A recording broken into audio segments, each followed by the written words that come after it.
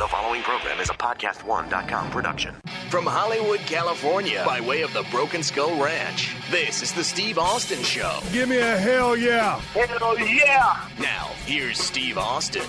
All right, everybody, welcome to Steve Austin Show. I'm coming to you from the Silver State out here in Nevada, Broken Skull Ranch 2.0.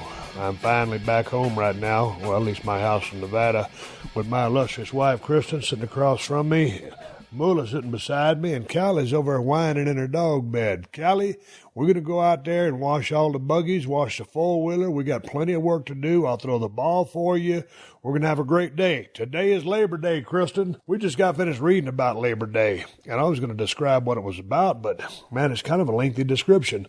All I know, Kristen, bottom line means Labor Day is a day off. Yep. Not for everybody, but for most people, it's a day off. So anyway, I guess the laborers back in the day felt like they were working too much, so they needed a day off. That's a long story short, and I'm sticking to that story. It's a beautiful day out here. I'm trying to rustle my wife up to go out there in the Kawasaki Teryx and go riding around a little bit, but I think she's going to put me to work, and there's too many things to do around here. My guest on today's podcast is my brother-in-law, Mitch Bailey. We're going to talk about the great outdoors, all the adventures we had on my antelope hunt over there in Unit 022. And we were in Sparks, Nevada for that hunt. And we went out, there's a couple thousand acres out there before we went on a hell of a damn four-wheeler ride. But we was just about 15 miles out of Reno, and you could see all the casinos and stuff like that from the damn mountains that we were hunting in. And that's when we loaded up and went on the hell of a damn four-wheeler ride. There was some rugged stuff out there and just had an absolute blast. So ended up being successful. I don't ever really post any pictures of some of my hunting adventures on social media because most people are kind of shocked when they see stuff like that on social media. So anyway, I had a great time. I took an outstanding antelope and got him made up into a couple of back straps and getting him processed right now. I'm going to eat every single bit of him and enjoy my hunt very much. It was my first antelope hunt, and I got a mule deer coming up in November, which I'm really looking forward to. I was successful on last year's endeavor, but it just me and my brother-in-law talking about the headaches, hassles, and horse shit of getting out there and dealing with people and having a good time, you know, in the field and hunting and hunting responsibly. Kristen, what we got planned for today? We're going to make hot dogs tonight for Labor Day. I came home from my brother-in-law's house. I've been up there for a couple of days, and I told my wife I'd take her out for breakfast. So I took her ass out for breakfast. She's happy as a clam now. We're going to do hot dogs, and you said what? I'm having a veggie dog. You're going to have a veggie dog? Potato salad. Potato salad. I got a can of Hormel chili. Corn on the cob. We're going to put that on the grill. And I always like Hormel chili when we're making hot dogs. And my wife makes good chili, like good Frito pie chili or regular eating chili. When you're eating hot dogs, that damn stuff from Hormel or Gebhardt or whatever it is, that's the best chili you can get on a hot dog, in my opinion. So that's what yours truly will be eating tonight for dinner in lieu of Labor Day. And today, I had to take a night off the margaritas last night, Kristen. I had been mixing margaritas over at my brother-in-law's house, and he didn't have a shot glass. He didn't have a mixing cup. He didn't have shit. He didn't have a lime squasher. He didn't have nothing. So Kristen went to the store and got him all set up, and I made margaritas for a couple of days in a row. But last night we were sipping on a Gentleman Jack and Zero Coke, Kristen. The mixologist in me was tired of mixing. So Kristen and I just loaded up on groceries, and I am going to make my last batch of Broken Skull Ranch margaritas tonight. Drink about 2 or 3 of them, and then I will shut down drinking season because my hunt is now over. And for some reason, Kristen, when hunting season comes on, the diet completely changes. It's more whiskey, more margaritas. I ate Fig Newton bars. Oh, geez. I mean, he had the biggest damn bag of Doritos chips that you've ever seen, nacho cheese flavor. They were awesome. And then my wife sent me with a big ass thing of potato chips. But there was something about those Doritos with that nacho cheese. There must be a frog's hair crack cocaine in those sumbitches, because once you start eating them, you cannot stop. So I was eating those. We was eating Famous Abe's chocolate chip cookies. Oh, we had eggs in the eggs are in the story of the podcast. I got in a little heat over there for reaching my hand down there in the damn jar. There's protocol when you got three guys sharing a bunch of boiled eggs in a pickle jar. You're not supposed to put your hands in there. You'll hear about that on the podcast. And then what else did I have? I made you sandwiches. Oh, yeah. Sandwiches, ham and cheese sandwiches. That was on the list. And last night I cooked up a couple of ribeyes for us. So now it's going to be back to a glass of wine each night, get back on the diet. And you know what, Kristen? Since I've been getting ready for this antelope hunt, last time I was down here, I was working out like a bastard, doing my cardio training. And then, boy, all of a sudden went to hell with all of the projects that we had. And so I'm throwing it back. Well, it's our vacation. So now I'm trying to, but my point is, I haven't trained in, 10 days, 12 days? I'm not sure. It's the longest I've gone without training in a long-ass time. You know what? I'm holding up pretty good, too, for doing all the bullshit that I've done. Probably a little bit weaker on the weights, but I'll find out tonight because I'm going to go in there and kick up a workout before I start on the Broken Skull Ranch margaritas. And I keep teasing that I'm going to let that damn recipe out. I am in just a few days. I'm going to do a couple of damn modifications to it tonight, Kristen, because I'm messing with the ones without triple sec, without Grand Marnier. I'm just shifting the ingredients around a little bit. And my wife knows that I'm an absolute perfectionist, not on everything, but on margaritas. So I ain't going to release this damn formula until I get it right, and that's the bottom line. What else we got planned? I'm going to go horseback riding. Oh, when do you get your horseback riding lesson? Tomorrow? Are you excited about it? Yes, I am. When are you going to come four-wheeler riding with me, man? I've been trying to get you out there. I told you I got a great place, and if you go out there, I think you would probably get hooked on it. And that would give me an excuse to go get us another four-wheeler. All right. And then we just get a toy hauler and haul our shit around and camp a little bit and ride around, hang out with the dogs. Where are we going to put the dogs in the four-wheelers? Well, we'll take the mule. We'll just put them in the back seat and take the mule. Are you down with that? Yeah. If you've ever been to the state of Nevada, man, there's so much stuff to do here, man. People out here are very outdoorsy. And Chris and I have been looking forward to trying to sell our RV that we were driving back and forth to Texas. It's kind of like a dog hauler, and that summit is barely longer than a Suburban. And that thing has run its course. So if we can sell that, we want to get us a toy hauler, probably about a 25-footer. I'm still doing my research. If any of you guys got toy haulers out there, I'm thinking about a bumper pull or a fifth wheel. So if you have any feedback on that, please send it to questions@steveaustonshow.com. Way back in the day, I had a fifth wheel trailer, and I enjoyed it, but I'm just trying to consider whether I want to use the back of my truck to haul a dirt bike or something and not have that fifth wheel back there, or just put the toys in the back of the toy hauler and go from there. So I would value your opinion if you have one on the subject at hand. Other than that, I'm going to go ahead and wrap up and open to this podcast as me and my brother Mitch talking about my antelope hunt, and not just about, we ain't even talking about killing. We're basically just talking about animals and wildlife and getting outdoors and having an absolute blast. So I hope you enjoy the podcast. I had been looking forward to this hunt for a long time. When we first got out there, I didn't think we was going to have any success at all. And then we just lucked into a hell of a situation. My podcast today with my brother-in-law, Mitch Bailey from Nevada Hunting Services. In Nevada, if you hunting elk, mule deer, antelope, bighorn sheep, bear, mountain lion, you name it, this guy is the best guide in the state, and that is my opinion, and I know what I'm talking about. Hey, this is Adam Carolla from The Adam Carolla Show. Bet Online continues to be your number one source for all your football betting action. Bet Online has more ways to get in and stay in on action, with the latest odds, news, and scores, even live in-game betting. From every NFL and college game to MLB, UFC, and NHL, futures as well. BetOnline remains your choice for sports wagering info. Head to the website today and take advantage of their industry-leading VIP program, with level-up bonuses and weekly cash boosts. In between games, head over to BetOnline's casino with all the top Vegas-style games, including poker and live casino. BetOnline. The game starts here. This is the Steve Austin Show.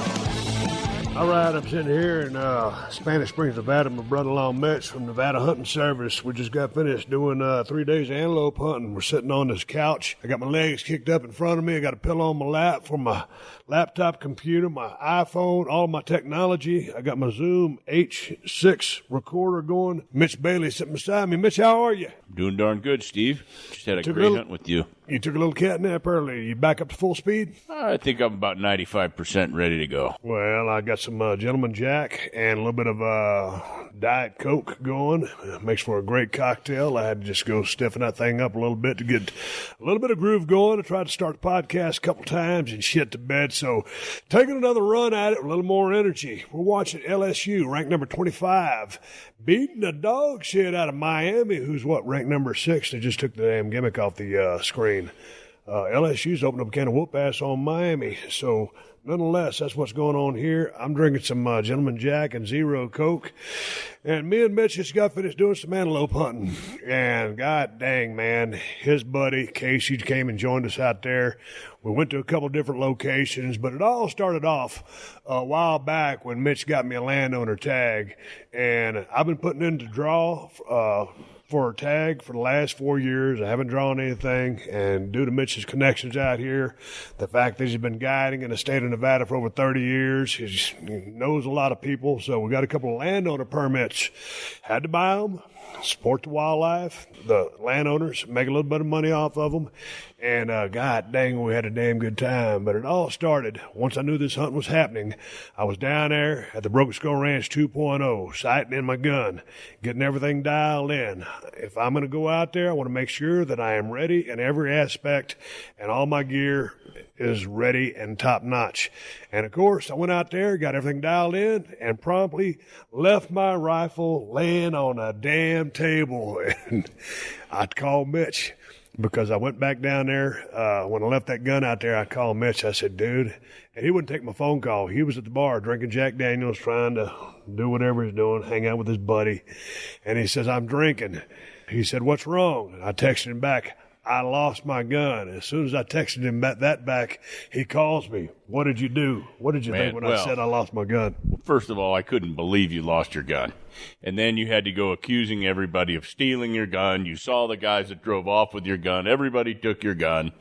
I told you to go to the police station, ask them if they had your gun. I wasn't just down there by myself. I was down there with Casey and a client. We just finished up on an antelope hunt, and I told them both. I go, oh, god dang, my brother-in-law just left his gun at the rifle range. Who leaves their gun at the rifle range? Nobody in their right mind goes, shoots their gun, leaves their gun, gets in their car, and drives away without their gun. I've never heard of it in my lifetime, and I hope I never hear it again. Dude, I never heard it myself. Unbelievable. I tell my wife, Chris, it'd be like driving my car to the car wash, washing my car, and walking home.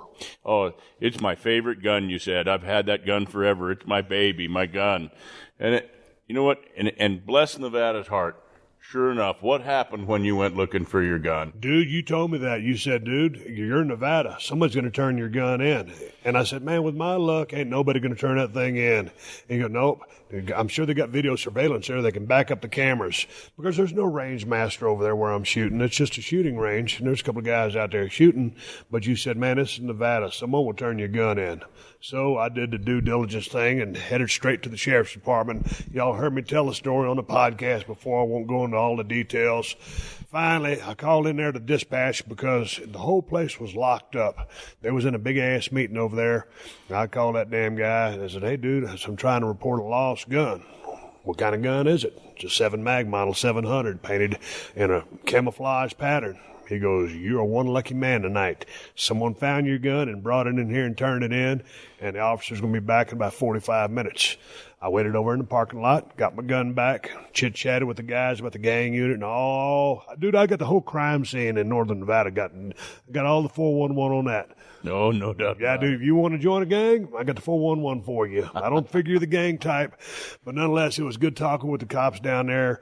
And anyway, I was back out at the shooting range. We just got back to Nevada to the BSR 2.0, and I told my wife, I said, I got to go back out there at the shooting range. I want to make sure I am dialed in for a long-range shot because I've never hunted antelope, but I've heard that they're very leery, they're very keen, their eyesight is unbelievable. They don't stand around and be still a whole lot, so it's going to be a very challenging hunt. You're dealing with windy conditions, long-distance shooting, so I got to be dialed in. So I went down there, set up my target at 300 yards, and a dude comes over to me, and he goes, "Hey, man, I got another little 8-inch gong target out there on a chain. If you want to hit it as well." And I was shooting at 300 yards, and those guys were shooting in a prone position. Two police officers.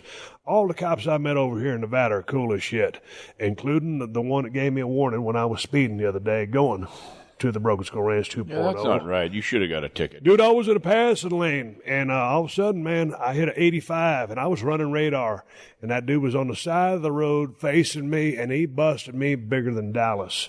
And I was able to, my wife was pissed when I got off that ticket. Rightfully so. You deserved the ticket. You should have got the ticket. Anybody else would have got the ticket, and we're kind of tired of you being treated like you're some sort of celebrity. But anyway, so I'm over here shooting that dude. I'm over hitting that guy's target like I'm just ringing it like a bell. And he's over laying in a prone position. I go over and said, "Dude, what are you shooting?" And he goes, "Man, this is my 308. He goes, "You want to shoot it?" I said, "Really?" He goes, "Yeah." Man, he loaded me up 9 bullets in his clip. I laid down in a prone position. I started just zapping that damn gong with that damn 308. It was amazing. So anyway, I got back over on my 7 mag, got everything dialed in. And this time, Mitch, I did not forget my 7 mag. I didn't leave it on the table. Even though the gun barrel was hot, I put it in the back of my truck, got all my shit, and then I loaded all my stuff up. And me and Kristen came over here in separate vehicles. It's amazing that it happened that way, but more importantly, I want to go back a little bit there. Don't you remember when you lost it, you didn't forget it, and somebody picked it up, and you were all accusatory? I'm kind of curious, how do you feel about yourself now? Well, I figured there's no way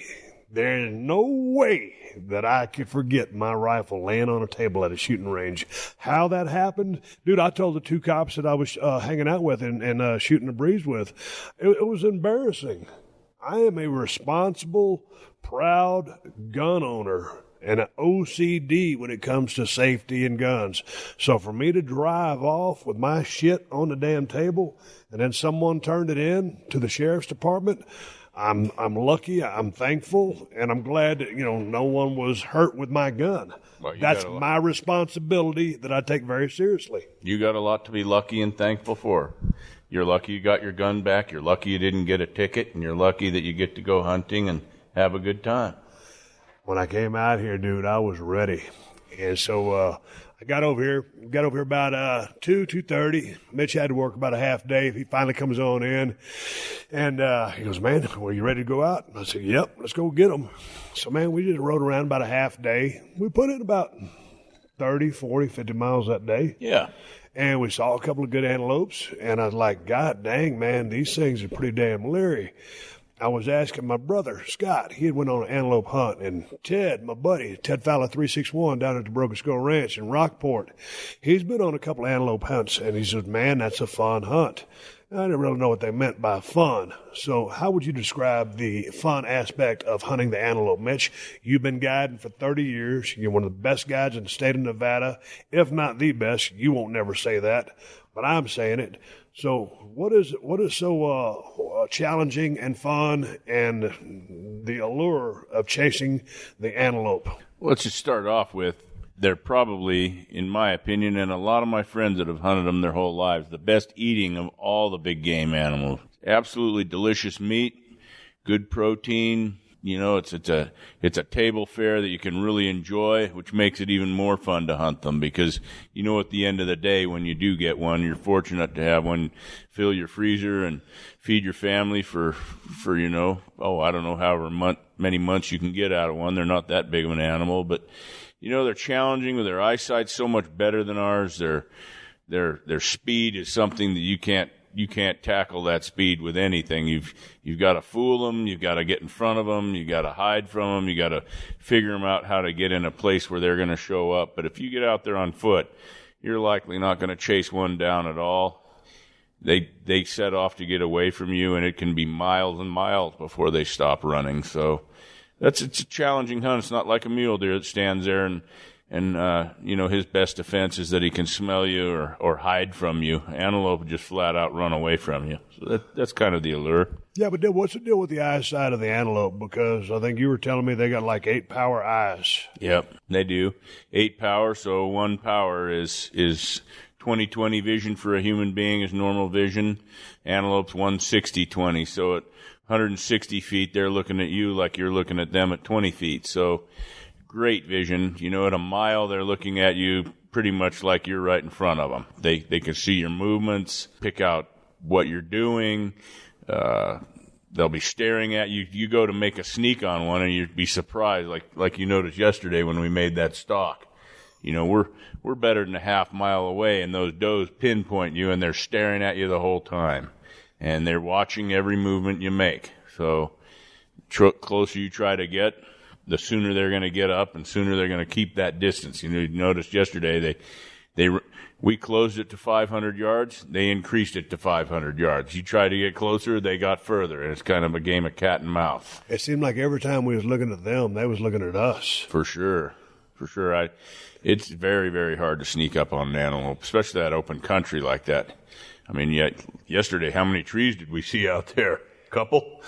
Ain't enough trees. No. We was trying to sneak up to some rock outcroppings just to get a rest. There was a couple places I could have got a prone shot or used something. You had some shooting sticks that I was going to use. But I was like, man, the wind's blowing like a sumbitch. Today was optimal. It got a little hot, but there wasn't no wind to be blowing. Ended up taking a close range shot, which we'll get to in a little bit. But, man, the thing about those things were you had your buddy in the back seat of the buggy, and he said, hey, man, Casey's going to join us. He was there on a mule deer hunt as well. And an extra set of eyes, and Casey can really spot those things. Dude, we was cruising around, and first evening it was just you and me. We saw a couple, and we was watching them, and I was like, man, this is going to be real interesting. And all of a sudden we're riding around. Casey says, hey, man, Mitch, pull over. Dude, 1,000, 1,500, I'm swearing, dude, a mile away, a mile and a half away. Casey's spotting these damn antelopes. There's 6, 8, sometimes 10 or 12, 3, whatever. These different groups. Most time I got a buck with them. 1 buck, not a couple. That's just what, harem? Harem, yeah. Dude, he spots them things with the naked eye, and all of a sudden we start glassing them. I'm glassing the whole damn hillside or mountainside, whatever it is. I ain't found them yet. And Casey saw the son bitches with his bare eye. Then he sets up his spotting scope. I'm over at my binoculars. I don't know where the shit are winding my watch because those son bitches blend in. Dude, I ain't used to that shit. No. And, a couple of things that are pretty funny when you're trying to guide the other guy into looking at them. It's right below that ridge. It's right below that knuckle on that ridge. Look down at that dark rock. It's just to the right, and the whole thing, you still see your buddy waving his binoculars around, in your case, my brother-in-law, waving his binoculars around trying to figure out exactly what we're talking about. So then you get out that high-dollar spotting scope and you put that animal dead center in that spotting scope. Say, okay, look in the spotting scope. Now do you see him? And to my surprise, I don't see him. No, I don't see shit. And they're still not in there. But you and Casey got a good chemistry together. We do. Sure. How long y'all been hunting together? Gosh, we've been hunting together probably 15 years. Pretty much every hunt I go on, he's there, and vice versa. We share experiences that way, and we have a great chemistry. If I see something and he doesn't have it yet, all I got to do is say a couple words and he's got it. He looks down my line of sight. I say something, he sees it, and he's got it. He does it a lot better with me than I do it with him because his eyes are incredible, and he'll see something out there. I'm like, man, I just can't see it. Kind of similar to you and I, how we were having a little struggle there. But, over the years, you figure each other out, and you get it dialed in, and sure helps. Sure helps. That extra set of eyes and extra set of great eyes is what we had with him. Hey, man, tell me the story about the antelope because they're native here, but I was reading do all the hunting stuff many, many years ago. They got to as low as 20,000.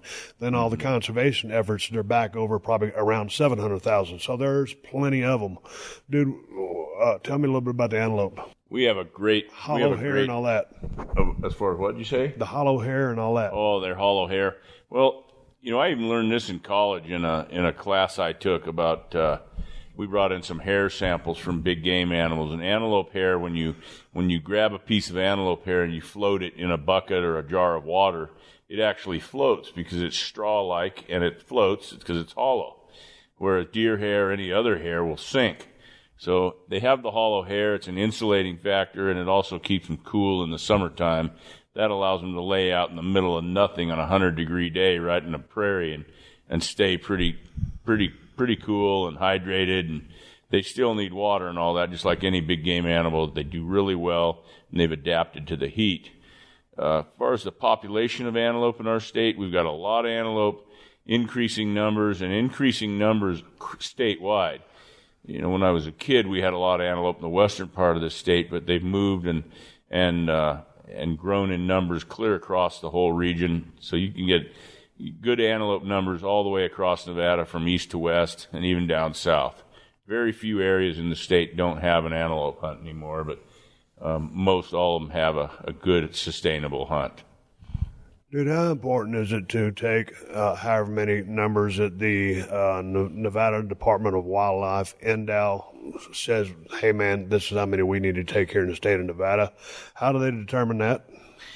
Basically, the department manages wildlife based on buck-to-doe ratios. You don't want to have too many does. You got to have a balance. How many bucks do you need to successfully breed the number of does that you have to maintain a scientific data-based population of antelope? And they do that with all species. Flying, they'll do it with flying and counting numbers. They'll do it with harvest data. The department in Nevada is very, very methodical in how they strategize hunting. They have questionnaires that you're mandated to fill out every year with how many animals you might have wounded, how many harvested, how many days you hunted, how many animals you saw during the hunt. And they use all this data. They put it all together, and they come out with a quota. So they know how many males they would like harvested out of an area to keep the balance. They know not everybody that goes out is going to be successful. So they figure the harvest percentage of successful hunters, and that way they can figure, okay, it's going to take, say, 80 hunters to get the number of 40, what we really need harvested. And they do that off percentages. Good data. They do that with all species, and Nevada is one of the best managed wildlife agencies in the country. It always kind of chaps my ass out. So someone says, oh, you're not out there hunting Bambi, are you? No, I'm out there hunting either a mule deer or a white-tailed deer or an antelope, dude.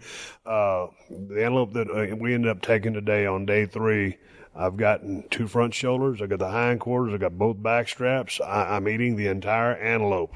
So I'm eating the damn thing. So to all the anti-hunters out there, it is what it is. I enjoy my hunting, and I enjoy it very much. What would happen, Mitch, if they didn't say, hey, man, we need to take out X amount of antelopes? Would they end up overbreeding or overpopulating, become a nuisance, die because there's not enough to eat? What would happen to them? I don't know what would happen to them in the long run, but habitat in this state especially, you see how dry it is and the climate, and, we have the least amount of precipitation, annual precipitation in any state in the country. So, the habitat we have can only support so many animals. Some areas can support a lot more. Some should support a lot less. These animals are in competition with wild horses, grazing from cattle, competition from other big game animals, and then you got the predator factor in it too. If we don't manage predators and big game, and you leave it to themselves to manage, there's likely going to be nothing left. Predators will do really well, and once they wipe out a species, they'll move on to another. So with predator management, which we have, and big game management, it allows the department to establish quotas, like I was talking about, and have a healthy population. For people that don't believe that works, just look at history and see how close to extinction some of these big game species were. Nevada has more bighorn sheep, as being reintroduced in man-made guzzlers and water projects than likely any state in the country except Alaska. And that's all man efforts that did that. So it's critical. It's absolutely critical. And for those people who want to go out and look at the animals and don't want to hunt them, they can thank the hunters and the conservation groups for putting it together for them. What was your basic strategy when you take a client out as far as hunting antelope? Because I know, like today, we were riding around. Yesterday, we were riding around, and it's a spot and stalk. Is that always the method of operation, or is there any other way to hunt the antelope that you like? Spot and stalk. You can drive, you can hike aimlessly, hoping to find something. But as you've seen with these antelope, we're covering a lot of ground. I mean, we're into that thing 30 miles deep yesterday. If you're going to do that on foot, what are you going to cover in this kind of country? A mile or two? You get out in your vehicle, you do some hiking like we did yesterday in that heat and everything else. You glass different angles, and when you find an animal, you're typically got a mile or so to close the gap and get in position if you're fortunate enough to figure a way to get that close. So that's kind of our spot and stalk on the antelope. That's very similar to all of them. Deer, elk, sheep, it's all pretty much the same. You go on foot or you use a machine to do your scouting, spotting, big optics, and once you've located an animal, then the work really starts trying to figure out how to make it happen. You can have a heck of a long hike trying to get in close with a big deer or sheep, especially. Dude, we saw a really good buck yesterday, and we started walking up on them, and as we started walking up on them, they started walking away. And then we tried, we're going to, how would you describe what we did as far as getting our position? Well, what we did was we tried to keep ourselves concealed by using the geography that we had, which was nothing but some rolling hills, cheat grass, and some rock piles. And you and I aren't exactly small guys. Casey isn't either, but you're trying to basically hide an elephant from somebody that's got some great eyesight, and you're trying to hide behind rocks that are a little bit bigger than a shoebox. So, you use the hillside to conceal yourself. And, just like yesterday, we ran out of ways to get any closer, and so we finally just exposed ourselves and hoofed it across that little valley a little quick and got to the rock pile, and sure enough, they saw us and increased the distance. So we had them at probably 700-800 yards. We closed it to what we thought was 5, and they moved up the hill to put it right back to where they felt comfortable. They weren't afraid of us. They were just keeping the distance. And they kept it that way for quite a while until they finally lit out of there, and we saw them do about 5 miles at 40 miles an hour. God dang, pretty tough. Man. Watching those things run across the damn, mountain, plain, just across the way is unbelievable. Man, you know what, Steve? As you saw today, their legs are about as big around as a broom handle down by their hoof. They have a wide hoof, but that leg bone is tiny. And you remember how fun it was walking across that spongy dirt with boulders in it, twisting our ankles, stumbling around in there and then stumbling back to have lunch, and watching them run 40 miles an hour across that with all 4 legs flying, not even missing a beat. Pretty incredible stuff. It is. It's fun to watch those things. Yeah.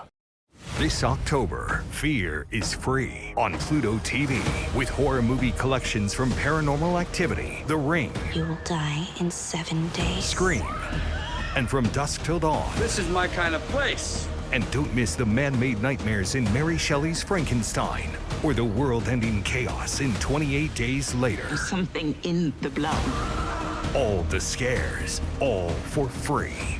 Pluto TV. Stream now, pay never. This is the Steve Austin Show. What's some of the craziest shit you've seen on like an antelope hunt or any of your hunts? Because you're hunting you're hunting elk, mule deer, antelope, bear, mountain lion, what I leave out, bighorn sheep. What's some of the crazy shit you've seen out there? Because hey, let me ask you this, specifically about the antelope hunt. We were on a particular bluff or just this area that we were in. Casey was spotting. Y'all saw a couple of bucks, a big buck and a younger buck fighting. I couldn't spot them with my bare eyes. I finally, after 15 minutes, found them in my binoculars. And then we watched them, and then all of a sudden, a buggy came behind us, and they passed us. You knew them. They moved out. We moved out of the way. There was 2 other buggies out there, and there was those 2 bucks that were fighting over a doe, and these things are vicious. Man, are they ever. Dude, I never figured that an antelope was vicious. Man. So, you know what, that, like we were talking about earlier, I'm always surprised and I always learn something new. So we'd gone through that valley first thing in the morning with three different people in ATVs behind us. We left that area because there was plenty of people in there hunting, which, you know, that's normal. You're going to come across other hunters, 3-day weekend, etc. We went and did our thing, and coming back, we rolled right through that same valley. We were going to look out over another side, and darn, there's somebody over there. So we backed up, started glassing, and we saw the 2 hunters pressure some antelope. They blew out of there, and it was a doe and a small buck running across there. Then that buck was... He was trying to herd that doe up, round her up. He wasn't running away. He was herding her. And in that same valley with all that traffic, out from a tree comes a mature buck, beats the tar out of that little buck, steals the doe, and then takes her right back in the trees to hide, where we saw him and her standing there just like statues, where at least 3 or 4 other buggies rolled right through there, right underneath him at a couple 100 yards, never even knew they were there. So that buck's able to keep his breeding ritual going. He's actually able to fight a buck and steal a doe right under the nose of 4 or 5 other hunters. We were just fortunate enough to see it from a distance because Casey managed to catch him up there on that side hill. My deal is, because I've always hunted private land, because I've been in South Texas, man, with BLM, man, all those buggies out there. And then a couple, I think, finally saw one, or at least maybe the other buck, but they parked, you know, and they were pointing head on right into the action that we were watching from probably 400 yards away from them, probably, 1,200 miles away from the bucks. Dude, what is protocol?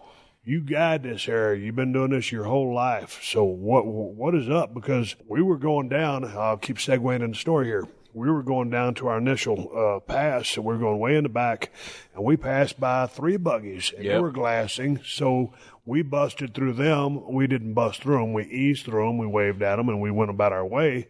And you explained to me, like, Steve, we just can't sit here and wait all day. We've got to go because we're hunting way down here. So, dude, what is proper protocol? As, you know, an awesome guide in the state of Nevada, what's up? Because I'm trying to learn, you know, etiquette, protocol, and respect. I think it boils down to this. If you're on a road and you're hunting, expect to get passed. You know, if you're on a little trail and you're stopped and you're glassing something and it's a rough trail or an ATV road or something that leads off into nowhere and it's obvious you're looking at big game, the best thing you can do is just not bother the person that's in there doing their thing. But, you know, anybody that's on a road glassing and that can expect somebody to go by them because that road leads somewhere. Just like yesterday, we weren't trying to get in front of those folks. We were trying to get somewhere 20 miles away. So we can't just sit there and wait for them. And we don't want to sit there anyway. We want to get on with our thing and get some distance between us and hunt a different area. That's just kind of the untold, you know, I guess, rules of the game. But not everybody follows them. And sometimes there's altercations. I'll avoid an altercation at any time because I'm out there to have a good time, not getting an argument. So I typically be the guy to move off. What's the worst altercation you've had out there? Oh, in all your years, or just some of them, random? Yeah, I don't know. I don't really have too many of them. I mean, I can't really think of any with me because I get out of the way. I'll let somebody go up the road, but it also works in your favor. I'll give you an example of one. So, gosh, I guess this is probably a little over 20 years ago. I had a guy that had recently had some heart surgery. He didn't get around so well, and like these big game tags like we talked about, they're so special to draw. And he finally drew one, but he drew it 8 months after he'd had heart surgery. He couldn't get around very well. And we went out to Ely, Nevada on a big bull elk hunt, and we had spied some bulls and made our way up after him, and he just couldn't make it. It was too late in the afternoon to get up there, and so I thought, you know, we'll go in the morning, we'll go really early. Hopefully they'll be down a little lower, and we'll have time to sneak in there and take our time getting him in a position to where we can hopefully harvest one of these big bulls. And got in there in the dark, started up the road, and another outfitter came up behind me, and I asked him, I go, hey, you know, would you mind not not pushing this because I've got a client here that really needs some time to get up there. And he goes, well, I have a guy that wants him too. I said, that's fine. Go ahead and go. And I turned around and drove back. And as we were leaving, I stopped and looked over a rock pile, and I saw a smaller elk down in the low country that we might be able to go harvest. And my client agreed, okay, let's go try the low country. It'll be easier on me anyway. So we drove right down in there, got out of the truck, looked in the drainage, and he killed the biggest bull elk to date that I've ever guided anybody to. So sometimes it works in your favor to just not deal with the hassle. Hey, man, I've been doing a lot of riding on my buggies, on my mules and my Terex and my four-wheeler out there not too far from my ranch. And my nephew came down, and we blew out one of the sidewalls of my Terex, and I didn't have my plug kit. I could have swore when you and me went to Home Depot and bought all them damn tools, I could have swore we bought some plug kits. Remember that shit we left on the counter and I had to go back the next day and get? Yeah, we went to Home Depot and bought all kinds of things and left half of them at Home Depot. Unbelievable. Well, dude, that's kind of an ongoing theme. I leave my rifle at the shooting range and I leave all my shit at Home Depot that I already purchased. It'd be like going to Sonic and lady handing me my burger and me just giving it back to her and driving off. Dude, I blew 2 holes in my sidewall. I could have plugged them if I had a little air compressor. And normally I slime on my tires in Texas. We were out there today in the middle of nowhere. I was surprised we saw a couple of cats out there on four-wheelers. Yeah. Way out there in that country we was at today. We saw a bunch of people yesterday, but today I was surprised we saw even anybody. So when you go back there and you were making this conversation with Casey, you said, hey, man, you want to bring one of the buggies back there? Me and Steve are going to be riding quads. Yep. And I just don't want to go back there in one unit because if something happens, we're going to be screwed. That's right. So in your rig, I mean, what are you carrying with you? Because I know that I've got to rig up my Terex. I've got to rig up everything because I ain't going to get caught with my pants down again. No. Especially when you're out there in the middle of nowhere when your chances of seeing somebody are nil to none. Man, you need a plug kit with lots of plugs. If you notice that rig Casey was riding in, both rear tires probably had 10 plugs in each one. There's just no way around it in the country we're in. So plug kit, air compressor, a rope, something you can tow somebody out with yourself, a winch, possibly a belt, and some tools so you can at least do something. It's great if you have a spare belt, but if you don't have some tools, just take the cover off to change it. It doesn't do you any good. I try to keep a little bit of everything in each one. Sometimes I forget, sometimes something happens, you get it all out and you forget to put it back in its place. But today, I knew how far we were going in, and we didn't make it all the way in because we were fortunate. But the plan was to go in there about 30 miles of rough. That's an awful long walk, and I don't think I'm up for that walk, after riding all day. And nor was I ready to spend the night out in that stuff either. So I figured you're pretty darn handy on an ATV. I ride the ATV. Casey can follow along in the Ranger. We got the ice chest. We got everything to take care of the Antelope. We got lunch. So even if 2 of us got a flat tire, the third guy can go back and get a new tire or something. So yeah, I didn't want to do any extra walking today like that, especially as hot as it was. Man, I hit my odometer, my trip meter, about 3 miles into the ride, and I clocked us in at about 25 round trip. Mm-hmm. So we were probably close to 30. Yeah. And like I said, we happened upon an Antelope, which we'll get up to here in a minute. We still had another, 15 miles to go? Yeah, we did. So we was going to be back here in the middle of nowhere. And so anyway, we ended up riding, and Mitch said, dude, this is nothing but black rock, and it's a rough ride, but it was rougher than you remembered it being because things have changed. And, man, I'm riding along, Mitch is leading the way, and, man, I will never, ever not bring my goggles again because that stuff was so powdery, and you're like, oh, man, there's no more dust after. We're about to get in the rocks. Yeah, well, if we go through the rocks, we go through some more powder, and I'm eating all that shit in my eyeballs. And I was going to bring my helmet, but we're just hunting. We're not riding at top speed, so I just figured, I'll just wear my sunglasses and my baseball cap. I ain't never following your ass without bringing my goggles again. End of story. Oh, God, it's great to look back at you and you can pull up to me and you wiping all that grime out of your eyeballs. It's coming out your nose, on your lips. You don't even look like you anymore. All of a sudden, your beard gets darker. Dude, I'll tell you what. You told me it was going to be a tough ride, and there's a couple of pretty hairy, pretty technical spots there. And yeah, I wouldn't take a rookie back there. Oh, no. Heck no. And you know what? Since you got to Nevada, you've gone out with a bunch, with Neil, yourself, with me on an ATV ride, and learned how to deal with these rocks and everything, which isn't something you were accustomed to in Texas. And it takes some skill and a lot of arm strength to push those machines through that stuff. And I'm glad you did it. I felt really comfortable with the way you ride. But I'm still going to take the lead every time because I know where I'm going and you don't. And so you get to sit back there and eat that dirt.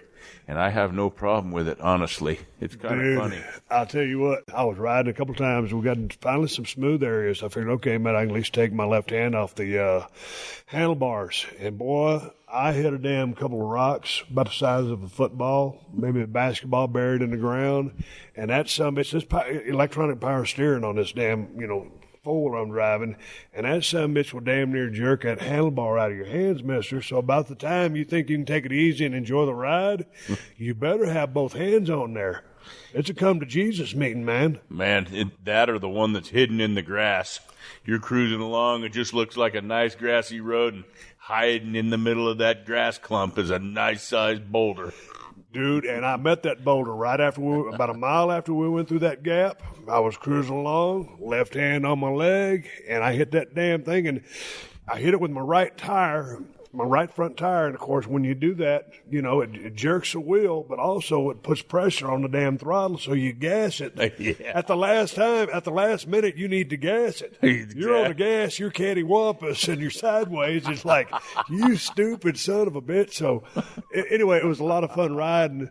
And on the way back, we got to finish taking care of business. We'll talk about the business here in a minute. But I said, all right, man, you guys go ahead. I'll follow you. And you said, no, man, Steve, go ahead and take the lead. It's just one way in, one way out. Go ahead. So, man, I went ahead and I rode on all those rocks. I rode on that damn side of the cliff where, the high side's kind of this way, so you're tilting downhill. One wrong move and you're a goner. You're going to roll, 900 yards down a hill. Pretty much. On your four-wheeler if you make one wrong move. Good stuff. Had a blast. And finally I got to an area and I figured, well, on the way up, Mitch would stop every now and then, and I was right on Mitch's ass, 300 or 400 yards back. Casey was behind me. We was all staggered out to not eat all that dust. On the way back, Mitch said, man, just go ahead and take the lead. So I'm riding around. I passed by two four-wheelers that were parked there. I know they were a landmark. I kept going, saw two dudes on two four-wheelers underneath a tree. One of them was having carburetor trouble because you stopped and talked to them. I just kept going. I didn't know what to say to them, so I kept on going. And finally I said, man, there's only one way in and one way out. But I ain't seen nobody in a long time, so I figured I'd just sit here and wait.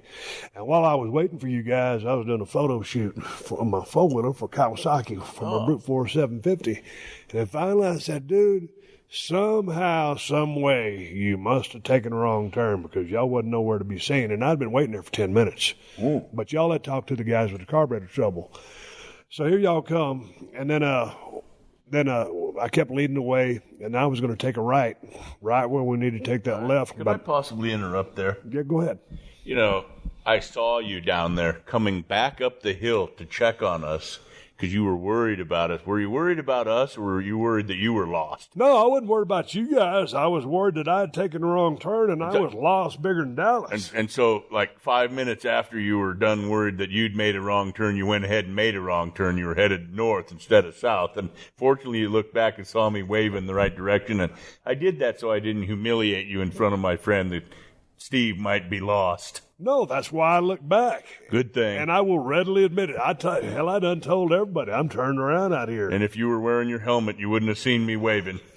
Yeah, but no, I was good with getting the directions. Here's my question. As I was sitting there doing my photo shoot with my Kawasaki Brute Force 750, the most macho four-wheeler out there, I was waiting on you guys It's a plug for Kawasaki. Talk about your rig later. He's riding a Sportsman. Dude, if I'd have been lost and you guys went down a different road, there ain't no cell phone service out there. Nope. You hit a spot. We'll tell that story in a minute where you talked to my wife, your illustrious sister. Yep. All right, so if we hadn't hooked up and I'd been sitting out there in that damn hot-ass sun with one road to go and then a T, go right or left, if I'd have been lost, what would you tell me to do? How would we have hooked back up? We're just going to sit there and cruise all the damn roads looking for my ass, a global icon and a national treasure? I didn't even have one bottle of water with me. I would have just followed the Ranger because it had the ice chest with the sandwiches in it. That's where I would have gone. You eventually would have come back because you'd have got hungry. No, that's why I came back. But then all of a sudden I come up on you guys. Mm-hmm. Hey, let's talk about that buggy with all the food stuff in it, because Casey was driving a rig. It's kind of like me and Kristen was playing golf over there at the golf course with my nephew Neil, and the drink girl, whatever you call her, comes by and says, hey, do y'all want some beer, this, that, or whatever? So Casey was driving a honey wagon with all the food and the important stuff. And my wife had boiled some eggs the first day. And then Mitch had the big idea to put the eggs, instead of putting them in a Ziploc sandwich bag with salt and pepper, to put them in a jar of pickle juice. Man, those sumbitches were good. God darn, they're good. You know, you take that, you finish off your jar of pickles, and everybody just dumps the pickle juice down the drain. There's so many good uses for it, and I learned this a long time ago. Peel your boiled eggs, throw them in the jar of pickles. The pickle juice firms up the egg, and it kind of pickles that egg, just like pickled eggs. Put it in an ice chest, bounce it around that water. The eggs don't get all busted up. You don't need salt and pepper, and I think we were almost ready to fight over those eggs yesterday. Well, and I wanted to talk a little bit about the protocol when you're sharing a jar of pickled eggs with your brother-in-law and his friend. Let's talk about that protocol. Well, talk about it. Go ahead and do that. So, where did it go wrong? Man, I was the first one to think about it's time to have an egg yesterday, if you remember right. So I got out of my grub box. It's in the chuck wagon, as you call it, the Ranger, with all the food and all the supplies in it. Get out a nice plastic spoon, make sure it's clean, open up that pickle jar, and reach in there with that spoon and grab an egg, and went over and handed it to my buddy Casey, who grabbed his egg and ate it, and we were raving over it. Steve, would you like one? Well, yeah, I want one. So served you one up on that plastic spoon, and you ate yours, you know, because you're out in the field, you're touching all kinds of things. You're picking things up off the ground, you're wiping the sweat off your brow, you're working the throttle on your machine, grabbing all your optics. Your hands you can't clean among many other things that you do when you're in the outdoors. Amongst other things. Yeah. Let's not get too nasty here. And so we all have our egg. Everything's great. Next thing I know, a couple hours later, we pull over to have a little lunch after our hike and everything, and I look over there, and I can't believe what I see. There is no way this is humanly possible. Somebody with the size of your hands trying to get your big-ass hand inside the pickle jar to get an egg. Swooshing the eggs around, cleaning your hands basically in the pickle juice. And I look over and I said, really, Steve, we're all supposed to have an egg now after this? And you just gave the usual Steve Austin chuckle. I couldn't believe I was back there behind the rig, and I was keeping it below the tailgate. I thought I was kayfabing. That's Russell talk for keeping it a secret.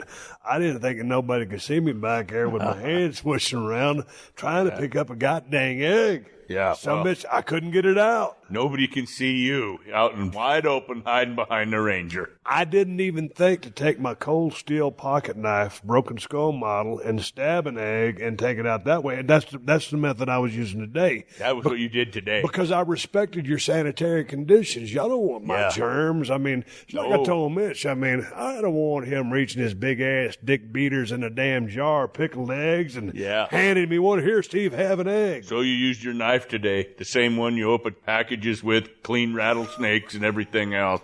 I'll get him with this one. No, but the thing that got me the most was your solution to the problem. Just get a gallon jar of pickles. My hands will fit in there. Did it work, didn't it? Yeah. So anyway, that's what happened, and I got turned around a little bit on the way back. But so we was riding down today, And this is my first antelope hunt, and I'm sitting there looking at all these animals at all these extreme distances. And we made a real good stalk on a hell of a buck that we thought was a hell of a buck. Looking long range with some real strong optics, using the terrain to stay lower than the grass, going around these damn knolls, trying to get an approach, trying to use a rock ledge as a rest, trying not to be seen. And these son of bitches like looking at you. You're basically in their living room when you're hunting them. That's how well they can see, and that is where they live, and that's how they operate. So the odds are against you. Anyway, nothing happened. But today, before we got to our destination point where it was really going to get good, you happened upon an animal. Man. And right now, it's the rut. It is the rut. And the rut is when, like the antelope or the mule deer or whatever it is, that's when they breed. And I guess that's when hormones run wild, testosterone overload, and these bucks are fighting for breeding rights. There's one thing on their mind, and that's survival. Yeah. Furthering, the breed. And god dang, I'm riding behind you, and all of a sudden, I'm usually riding about 200, 300, 400 yards behind you, depending on the terrain, how much dust you're kicking up. And I seen you kind of throw up a gun sign. I just figured you'd seen a herd of antelope way up there. And I come up, another 50, 60, 70 yards, and there's a damn antelope standing right there in front of you. Man, I don't know that anybody can say that the bucks get stupid. They just get tunnel vision. They got one thing on their mind, and that whole being wary and hauling ass and running away kind of goes out the window. They got one thing on their mind. They've been fighting a lot. There's that buck standing there looking at us as we ride up. We pull up, we shut off. All 3 rigs are shut off, and I'm giving you that gun sign because this is a great buck. And I couldn't believe, you got your gun all lashed down, it's tied down. I'm like, man, you got to get that gun out. Hurry up. And this is a great buck. And I'll be darned if that buck didn't keep coming closer. I don't think he knew exactly what we were, but he wanted a part of us. And after, we harvested him, you could sure see all the cuts and galling that he'd been taking from fighting other bucks. He was definitely in the mood to fight. Dude, it's unbelievable how scarred up that buck was. And as I rode up on Mitch, I see he sees the antelope. I see the antelope. That's my first antelope hunt. I'd been seeing them all day the day before, seen a couple before we saw this one, and I'm sitting there thinking, okay, he throws up the gun sign, and then he yells back at me. He goes, let's take the shot. Let's take the shot. But he didn't exactly say it exactly like that. So, okay, I shut my rig down. I turned the key off. Normally when I'm riding my four-wheeler, I always ride with gloves. And these are, like motocross gloves or whatever. So I don't even remember it. All I know is that I lost both gloves. So I can imagine when you told me to go into action, when you're carrying out here, or at least the way Mitch told me to carry was, I put my rifle in a soft case. It's zippered up.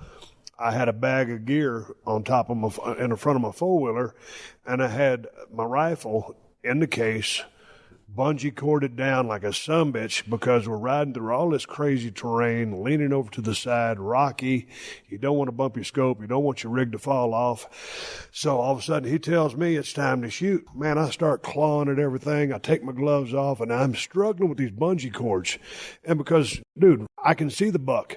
I'm ready. I'd been at the shooting range. I'm dialing in for a 300-yard dead-on shot and looking to shoot 400 to 500 yards if the possibility presents itself. This is probably about a 100-yard shot. This is the closest to an antelope I've ever been, because all the ones we saw were a mile and a half away, and we made a stalk up to 500 yards, and the buck wasn't what we thought, so we didn't take the shot. So we'd been riding through extreme territory. I got a badass four-wheeler with electronic power steering, and I was fighting that damn thing. All of a sudden, he tells me to get my gun. Dude, I start fighting with these bungee cords, and they ain't cooperating. I damn near pulled out my pocket knife and started cutting shit up. And the buck is still sitting there just looking at me. And he was actually approaching Mitch like he wanted a piece of Mitch. because he's ready to fight or do whatever, or he doesn't know what we are. But it was just a crazy moment. And so Mitch is off to the left, a little bit in front of me. The buck is off to the right and in front of me. So Mitch was not in my line of sight. Finally, I get through wrestling with both of those bungee cords. Then I grab my damn case. I zipper that thing down, and the whole time I'm sitting there cussing my head off underneath my breath. I don't want to scare the buck off. He's in rut. He doesn't really care what I'm doing. I finally get my damn gun out, and lo and behold, there's an antelope down on the ground. What a great shot. What a great finish to a great hunt. Man, one thing I got to hand it to you, you sure know how to shoot your gun, and that's just a blessing for us guides out there guiding hunts, is somebody that comes prepared.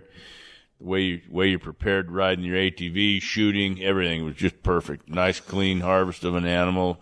Quartered them all up, bagged them all up, got them cooled down on the racks, and enjoyed a nice ride home with some memories made to last a lifetime. Man, this thing, anytime if I'm going to take anything, I don't want it to suffer, so I want to do my part. I want to do my due diligence as far as being up to speed with shooting. I want to make sure my gun is sighted in. I'm not going to be an irresponsible hunter, and I am a proud hunter, and I'm going to eat every single bit of that thing.